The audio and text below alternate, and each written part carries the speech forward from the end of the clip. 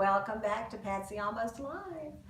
Today we are continuing our conversation of what your color consultant should have in her toolkit, more importantly what I've got in my toolkit for exteriors.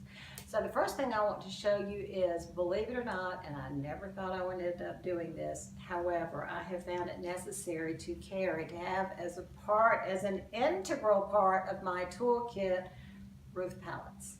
So this is just one particular sample. I have several of these, maybe 5 or 6 that I use most often, because many times when I do an exterior consultation, the people are changing their roof at the same time that they're having their house painted. So I have palettes.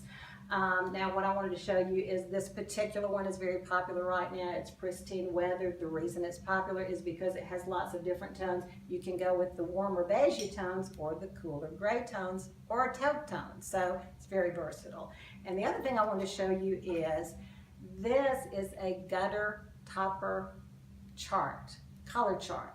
Now, the gutter toppers, so of course you have the little mesh toppers so that you don't have to always climb up on the roof, or hopefully have someone else climb up on your roof to clean out the gutter, so you would have the topper. The gutter toppers should always tie back to the roof color. So I just wanted to show you that this would be a good example of something that would tie nicely to this particular roof palette. So I have a gutter topper color chart. Okay, then the next thing is, we're going to go to the colors for the house. Let's just say in this particular situation, we're painting the brick. And so the homeowners know that they want to paint their brick some form of white. Well, of course, which form of white? That's another Patsy Almost Live for another day. So what we're going to do, we're going to go back to our fan deck and we're going to find something that we're happy with. In this particular situation, I've just kind of landed up here on Greek Villa.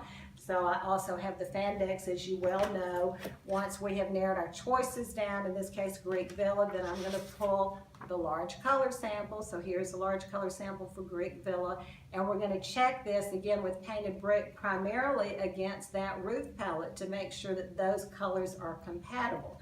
And I just wanted to show you something else here. I just went ahead and pulled another large color sample sheet. This one is Sherwin-Williams Crushed Ice. The reason I want to show you this is because when you're painting your brick, this look right here is very hot in Atlanta right now, where you have almost this tone on tone thing going on, where the shutter colors and the accent colors are very subtle. The most beautiful home I've seen in Atlanta in the past year has a very similar color palette to this right here. Gorgeous, very soft, very muted. So again, the large color samples, and of course when we narrow those choices down, I'm still going to pull these little leave behind color chips for you. This is a big part of what I have in my toolkit.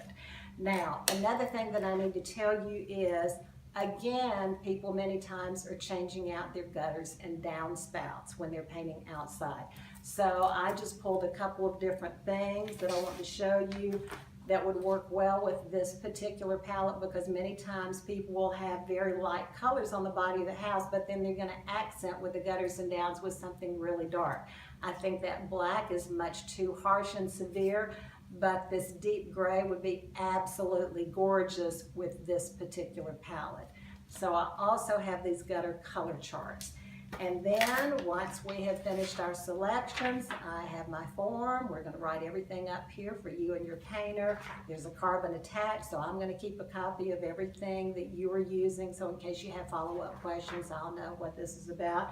And again, because I am full service, I'm going to leave you with a Ziploc bag to put your little bitty color samples in so that they don't get lost, just like that one would be lost right now if it weren't in the, it is lost because it's not in the Ziploc bag. So these are my exterior color. This is what I have in my toolkit. There are other things, but these are the things that I use more often than not. So I hope that helps. See you next time on Patsy Almost Live.